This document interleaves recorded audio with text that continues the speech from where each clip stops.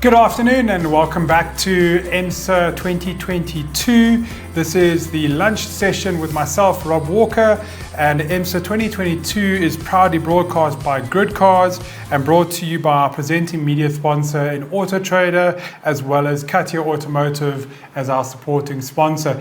We are diving into day one, our afternoon session, and we're going to have a great 4 talks this afternoon, some of them returning speakers from EMSA 2021, so we'll be catching up with them, as well as some new speakers. I'd like to remind all our attendees who are on our Zoom meeting, if you have any questions, please throw them in the question column. We'll try and as much as we can to pitch them to our speakers. If we miss them, please, we'll try and get to you as quick as we can. And if you would like to put a question, please put it through to us, and we will try and get to our speakers. But enough of me rambling on, and let's get to our next speaker. Our next speaker is a returning speaker, Amiene van der Merwe, who is the director of GreenCAB. Amiene, are you with us this Tuesday afternoon? 100%, absolutely. Fantastic. It's lovely to see you again. I hope you are well. Mutual. Very well, thank you. Fantastic. Amiene, today you're going to be talking to us about driving back better by seizing the climate crisis and the rise in electric mobility. Very interested, obviously, GreenCAB, you guys have been a pioneering movement in electromobility. Very interested to see or hear what you have to say. Give us a little bit of update as well on your progress while we are chatting. So enough from me, and over to you. Thank you so much. Excellent. It's a privilege to be back. And a year later, it's so exciting to see some new faces on the program and youth that will be taking over the reins of, from the green goggles like myself. Hey, so a little bit of an update, and then a particular case study that we'd love to share about a pilot we've done in the waterfront in their efforts to, as I call it, to drive back better. So I shall launch right into it. So for those of you who do not know the GreenCAB and our work, but we've been around for about the last 12 years and have been driving sustainable mobility options within the corporate transfer and eventing sectors. And initially we've gone the extra mile and deployed various technologies over our fleet, such as liquefied petroleum gas, running dual fuel petrol gas, blades, tailpipe devices we imported from Brazil, fuel additives, and secondary diesel particulate filters. Quickly made a name for ourselves and also issued a green transport certificate with the Green Carbon Protocol, and popularizing a particular offering called conferencing with a conscience. So for instance, we've done the last 4 in person. Sadly, last year was not an in-person event of the World Economic Forum on Africa. So greening of events. So that's just a bit of a background of what we've been up to. And our major driving force being the fact that transport is where the rubber hits the road in terms of greenhouse gas emissions. The little pie diagram on the left there was just 2-3 days ago. I was in a city of Cape Town Integrated Transport Development Plan workshop, and road transport contributing close on a third, and then those are the obviously the international stats being even higher than that. So it's obvious that it can't be business as usual. So if we look at how this differs from last year's presentation, which was also COVID related, needless to say, COVID has very much put a spanner in the transport wheel, and it's led to certain macro trends that we have absorbed, particularly in our sector, but in general. We've all experienced what decreased congestion feels and looks like. So it's very, very difficult to go back to business as usual when one actually sees, actually, this is how it could look and feel.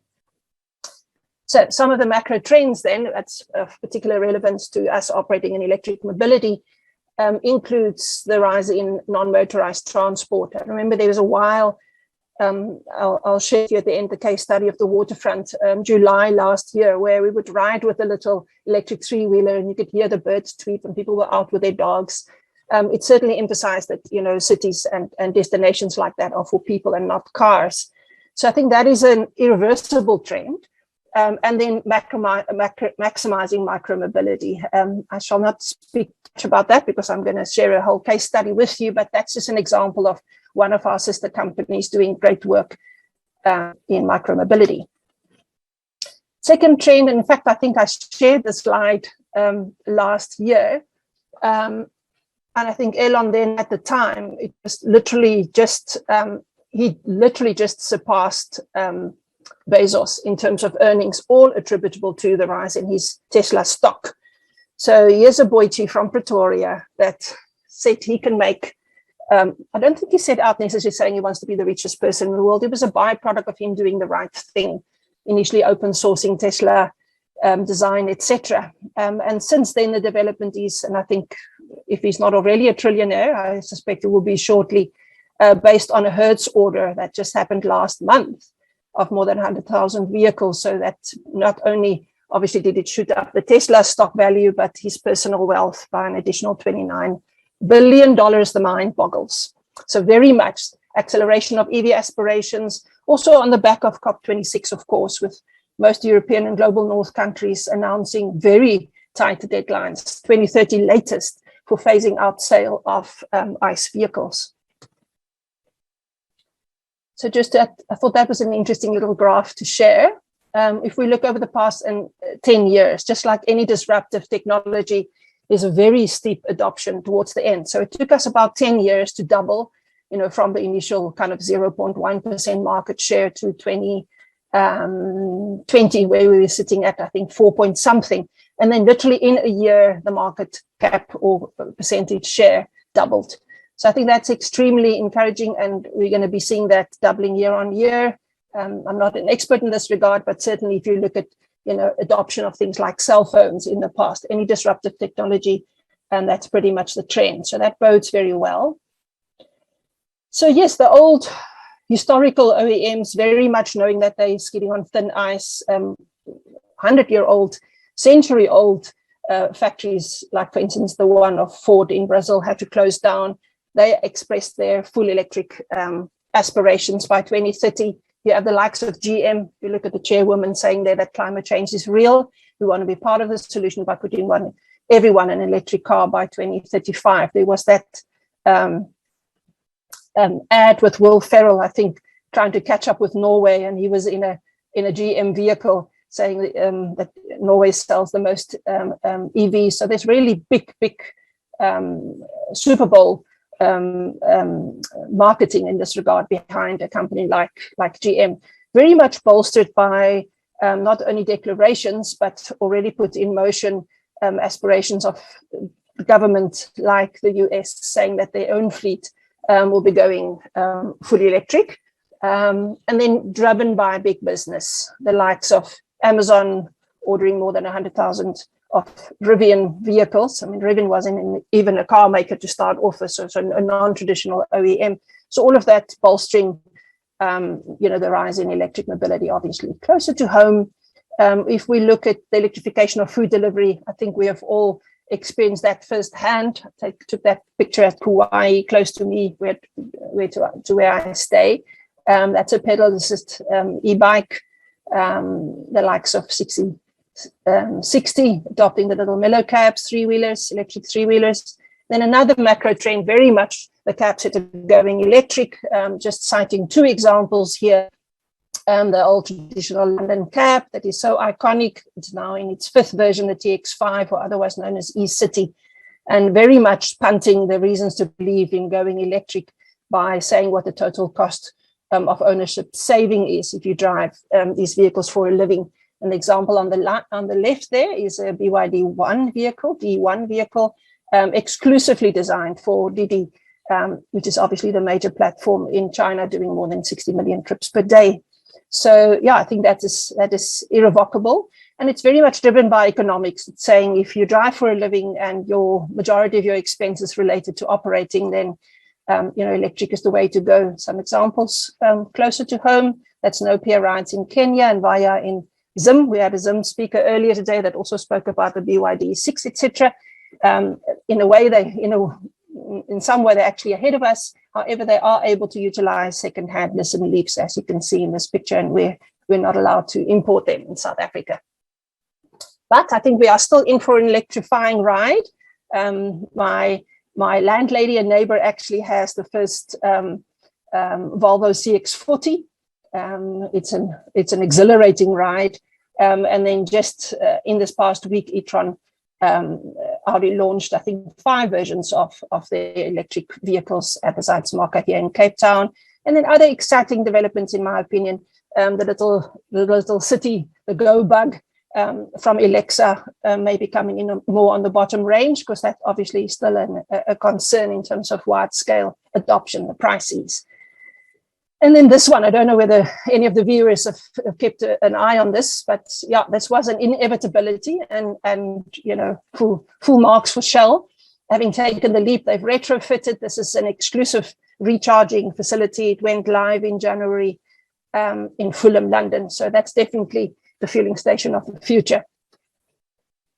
And then close to our hearts, the whole phenomenon of women being able to hail women drivers, particularly given the twin pandemic of gender-based violence. So challenges of EV adoption in South Africa remain, sadly, the price. I mean, this is a dated list, because I think the press lately said that another 17 models are due to hit our shores before the end of this year. That's most encouraging, but it's definitely in the million price range and up. So that is still a concern. And yeah, we're hoping that all the lobbying from the early days of the Electric Vehicle Industry Association with the government in particular will yield the necessary results, so we don't pay that ridiculous 25% import duty. That will go a long distance, hey. And then we're obviously also hopeful if the price of electric vehicles is driven almost a fifth of the cost by battery, and that has come down with a good 98, almost 90% over the past decade, then that also bodes well for price parity between ICE and electric vehicles. Which was just an interesting little one I've found, but dated 2019, comparing a like Mercedes, actually, a new Mercedes with a long range Model 3. So even the upper range, upper model of a Tesla, a good, almost $20,000 saving over total cost of ownership for operating electric versus an ICE vehicle.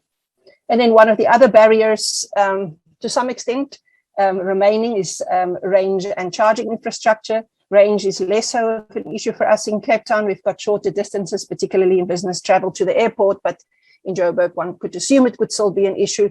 However, I think that is very much taken care of by the growth in charging infrastructure, courtesy of some of the speakers to follow, the private sector beautifully coming to the party, and the OEMs. Looking forward to what Audi is going to do in this space, for instance. And then players like Brief, that is colonizing the small attractions. That is one at, I think a recent one I saw from Sean Maidment at Skydive, Cape Town. So increasingly that concern is also taken care of.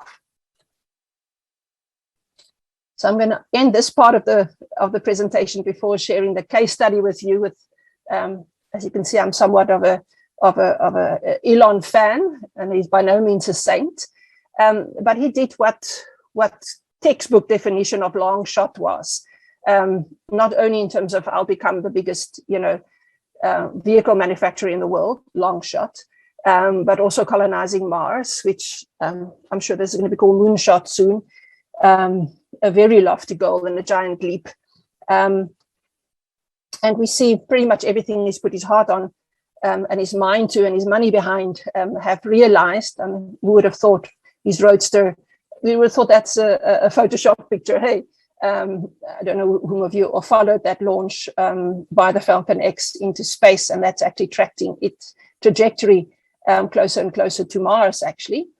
And I think that continues to inspire the like of these three mid-30-something youngsters, comparatively speaking, who gets inspired by that and said, what is RMR Shot? And why can't cars drive on solar, for that matter, on the sun? And this is exactly what Sono Motors for the past 5 years has set out to do. They had a close shave with needing to maybe even close shop and then put out a crowdfunding, much like Elon initially, pre-order your vehicles. They in fact now listed a public, they've gone public. The example there, top left, is them getting some input from the crowd, their investors, to say, what should our new logo look like? So that, we believe, is extremely encouraging. That's embedded solar that then assists in the range of that vehicle quite radically. So for us, our RMR Shot is that we've convinced Bolt, a major national e-hailing operator, to design a green button for us, a premium green button. And even more so, we are quite precious about the identity we've created for ourselves and that we've curated and nurtured over the past decade. So it will be a dedicated GreenCAB, i.e. our own identity, that actually arrives, and then looking at rolling out 500 of those owner-driven vehicles by women drivers over the next 5 years. And we're making beautiful progress in that regard. And I shall share an example with you what it takes to operationalize a three-wheeler service and advancing electric mobility in an effort to drive better. So I shall, if this works properly, hopefully say stop share. And then I shall reshare. And just grab this one. Somebody can just tell me whether my new one is live now or not. Brilliant. Okay, so I'm told it is live. So I have the pleasure of sharing a very successful pilot project we did in the waterfront with you. It was about micromobility. So it's saying a destination like the waterfront. Sure, I think they would like that slip of the tongue. Hey, waterfront. Is no different from, say, the CBD in the challenges that is facing. I think anybody who's a mum's taxi have certainly found we're back to pre-pandemic levels of congestion. So how are we going to drive back better? How are we going to convince, in particular, corporates sitting in individual cars, private cars, single occupancy, to cease to do that? So one such exercise would be to just increase the park and ride facilities, reliable, safe ones. And then once you get to destinations such as the waterfront, how do you then move people about safely and effectively and comfortably? So three-wheelers makes perfect sense in that regard. We teamed up with Amiene from Green Scooter. We used the little ZB, as you can see there. So obviously many factors and consideration that you need to take into consideration. In particular, obviously operating at a facility like the waterfront, things like insurance and licensing is very critical. We're transporting people, so we need operating permit, and the drivers, as you will see here next, obviously needs PDPs, professional driver permits, and we were lucky enough to actually source them from the sidecar drivers you'll see here. I think it'll go particularly for the pilot. Had to get all the equipment in place, complete with safety measures, fire, etc., first aid, of which all the drivers had training, of course, had to observe all the necessary COVID protocols, so mask wearing and the like, and sanitizing the whole vehicle. We established a particular facility where we could rank in the waterfront and park and recharge, and where we could keep our equipment. If I just can drive this more effectively, apologies everybody. There we go. Set up the necessary systems in terms of vehicle inspection and being responsible and accountable. And then we had quite a rudimentary, it was augmented later on with a kind of a WhatsApp hailing system. But it was quite rudimentary. This is what we based the stats on that I'm going to share with you, where there's a sign in the morning and posting on a WhatsApp group, so I can remote manage for the most part. And this is from this that we've gleaned the numbers over time and distances, etc. So we were outside of Merchant House, which is the head office of the waterfront, and then very much started looking at all the possible routes and also noting some of the access issues we might have, because obviously a three-wheeler shares the road with pedestrians, so that is a consideration always. And then looking at, so this is some of the roads that we needed to access. As you can see, they're nice and nimble. So there's very few roads that little ZB couldn't access. We started forging beautiful relationships with some of the key tenants and places like the Ranjezig market, for which there were great demands on a weekend for our services, including other destinations. And then going forward, creating an absolute junction of intermodal transport near ENY, Ernst & Young in the canal precinct of the waterfront. That is where it would be located in the future. Many service requests from residents, people operating businesses at the waterfront, because it's really quite convenient, of course. Really rudimentary. We didn't really communicate the service to much of the tenants of the waterfront, because we would have been continuously, undersubscribing, of course, undersupplying, having only the one vehicle for the pilot. Very many happy clients. We're happy to share over that what ostensibly became a 4-month period. I'm seeing there's a bit of a lag on the studio. Hey, so I'll go a little bit slower. That is just an example of some of the people traveling with us. Mums and kids, very popular. And it's quite the film star. It's a cute little vehicle. Going forward, one of the ways that we will make it a viable service for us is to offer branding opportunities on that, because it's a very distinct little vehicle, as you can see. So, looking at, those were many examples. Yes, we did some activations. In fact, this was on Women's Day last year. It also coincided with us doing a memorial for one of our founders, Mam Lekau, who we sadly had to say goodbye to as she passed on. So I'll happily share these little graphs with you. When we looked at from kind of over the first 120 days, how the increase, obviously in vehicle kilometers, but more importantly, the one on the right, as the number of guests, clients who make use of our services increased over that period, the kilometers, the little orange line there, decreased significantly, obviously, because we were picking up more people along the road. They were also being able to flag us, which is something we hope we can do in the future, in addition to e-hailing from little hubs. And I think this was an important one for us, because it pretty much demonstrated the need and the use case, the business case for first and last mile services. I'm not sure whether that is the one showing at the moment, but it says average hourly weekday packs. So if you see the spike in the morning and the spike in the evening, that very much suggests that there'll be uptake for first and last mile users. So all in all, a pretty convincing case. We used additional tracking methods. We partnered with Electric Life Rides. We did some live tracking to be able to keep track of things and see how we can scale this, which technologies we will use scaling this. I think there's a lag in the presentation. If you can go to the next slide that says monitoring, tracking, and reporting. Excellent. I think I'm speaking faster than that was what the slides are going. Hey, yes, and then obviously also being able to, as you will see there, report back on the actual kilometers, and in particular what savings from the next slide that should be live soon from you.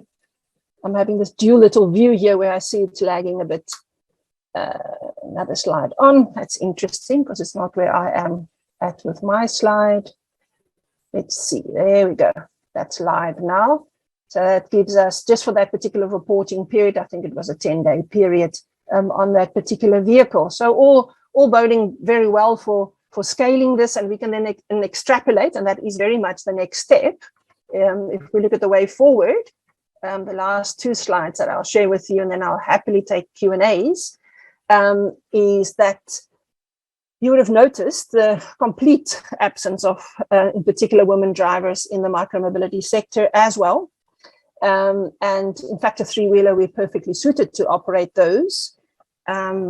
If somebody else is driving these, if you can just go one slide on, we are the second to last slide, and that is partnering to train at least 35 women drivers for the first scaling in the next phase of our operations there, to operate these going forward. And then the very last slide, we've recently applied to a ULO Kickstart Fund, and we're flaunting it quite widely. You'll see that's a letter of support from the waterfront to say this is what they will, from their side, invest in actually getting the service up and running, and it's got to do with infrastructure. So at least this bodes extremely well, going on to that last slide there, for public-private entities, or public entities to work together, private entities, apologies, to work together to actually scale these kind of offerings. As if we had to put the infrastructure in place, that's a bit of a tall order, and partnering going forward. So we're very optimistic that, you know, corporates will come to the table. They'll all look at ways to drive back better, and hopefully we're well positioned to service that. And all pretty much courtesy or thanks to us driving electric mobility adoption. So I hope that gives a bit of a little peek at what we do. Thank you so much. Awesome, Amiene. Well, thank you very much. I mean, obviously, you are one of the pioneers of e-mobility in South Africa, and you shared with us some interesting insights. I've got a couple of questions for you, a few things that I'd like to ask you before I get into questions from our attendees. From myself with you, we last spoke 12 months ago. I think we spoke about a lot of things that may happen, that could happen. Obviously, this morning myself and George have been talking about the green paper from government. What are some of the biggest significant shifts you've seen just in the last 12 months since we had EMSA 2021 and now EMSA 2022? I think a big one for us, we were privileged to be selected as one of 13 companies countrywide, and it was facilitated by GreenCAB, the sector development agency in the Western Cape, as well as National Business Initiative, and UK government funded, a climate finance accelerator. So I think there's very much a growing awareness that it's one thing to want to do the right thing, and until we have price parity, with ICE vehicles, it's very difficult for operators such as ourselves to absorb the initial ticket price of electric vehicles.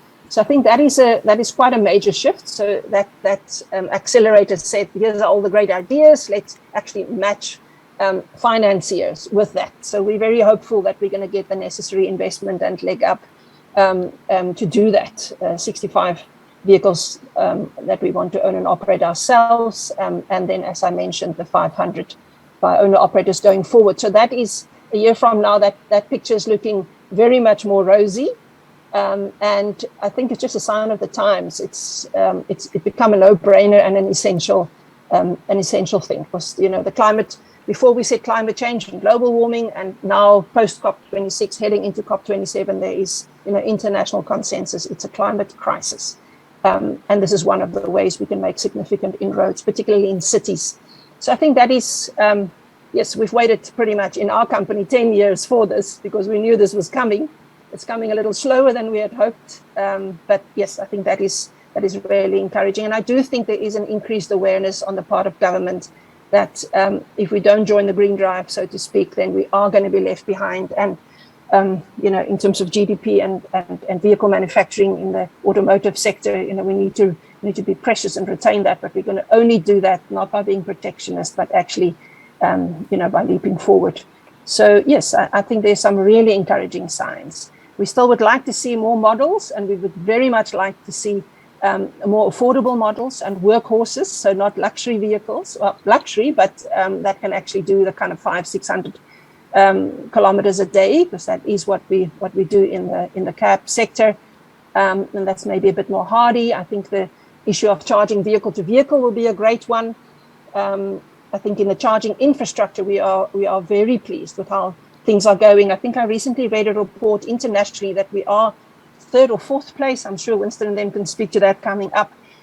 In terms of number of charges per 10 vehicles, I think we've got 1.8 per 10, and in that international benchmark or goal is 1 to 10. So yeah, as long as the vehicle numbers are still small, and as long as the charging folk keep on coming to the party and be proactive, we're very hopeful. Fantastic. And I mean, as somebody who's been around this now for 12 years, obviously when you first started talking about e-mobility 12 years ago, people probably thought that you have been maybe having a bit of the crackpot, so to speak. It's, people, but do you think there's a general movement? And I've noticed it with EMSA, even this year from where we were started out last year, there seems to be a general acceptance of the e-mobility conversation. Whereas as short as 12 months ago, it was still very much of a, no, we don't want to talk about this. I even find talking with friends and family around the braai, we discuss e-mobility is coming up more and more often. Do you find that as something that is more prevalent as well? Is it becoming a more acceptable conversation around the braai, so to speak? Absolutely. I have no doubt. And I think that's also the power that that a cab service can have, because it's basically one ride and you're sold. There is no going back. So what a better way to then? What is the number of people that actually go to a dealership and test drive a vehicle? Very few. But I think it's more and more commonplace, and largely, thanks to Elon, because it's center stage internationally. Him now, being the richest person and all. So. So very much more commonplace. And I just spoke last week as a guest lecturer at Stellenbosch Transport Economics third year class. And all of their projects is related to electric mobility, even in logistics. So that is an extremely encouraging sign. I think it's becoming more and more mainstream, and we're grateful for that, because it just means that we'll become the obvious choice. It's obvious.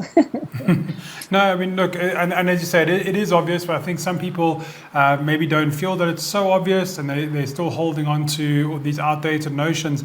Let's look ahead. Let's see where the country's going. Maybe take yourself out of the cab shoes. What do you think? We're seeing. Let me two questions. We're seeing a lot more models come into the country. Myself and George were speaking earlier about lower price point models. His research from Auto Trader shows that South Africans are looking. If we had an EV under the R500,000 mark, that would be something that people are looking for. What do you see as somebody who's been around the industry for a very long time, knows everything, probably heard it all before and heard it twice? If you looked into the crystal ball, what do you think we're going to see in the next 12 months going forward? Sure, I have it on authority that those vehicles with that kind of price point is heading to our shores. I think the homologation takes longer than what most OEMs anticipate. So it'll be nice if there's less red tape in that regard. And I've also seen a shift very much with the dealers, that the dealers is now saying, shoot, we'd like to actually set ourselves up to sell electric. So I think that is a big one, and particularly brands that maybe doesn't have representation in South Africa yet, that the existing dealers will actually take those under their wing versus maybe recreating. So I think that's all bodes very well. And I'm seeing rapid. I'm an optimist by nature, but I'm seeing really rapid adoption. I think in the past, kind of Africa was on the back burner, or in fact, developing countries, period. The fact that there's, development in Kenya and in Zim, all of that is really encouraging. So I'm seeing rapid adoption. Fantastic. Well, I think we're going to have to love and leave you. We've obviously got our next speaker lined up and ready to go. But from my side and the whole EMSA team, thank you very much for taking some time out on your Tuesday afternoon to share your case study with us. We're very excited that you've managed to get that massive milestone and secure that funding, and we hope to see more GreenCABs not only on the roads of Cape Town, but hopefully up here in Pretoria and Joburg in the coming months, maybe years. Hopefully we start seeing that GreenCAB button all over and more often.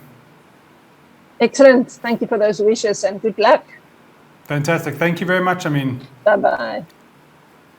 Fantastic. So that was Amiene van der Merwe, the Managing Director of GreenCAB, talking to us about driving back better and also just showing us a little bit of an update on where GreenCAB is and where they have been. Obviously, it's exciting to hear that they started to secure funding, and those big things that they're looking for to get more cars on the road is very exciting. And as she says, I think it's really important is that GreenCABs and cabs that are electric mobility cabs allow people to experience the joy of an electric vehicle without having to go down to a dealership, and they will be critical in driving the change.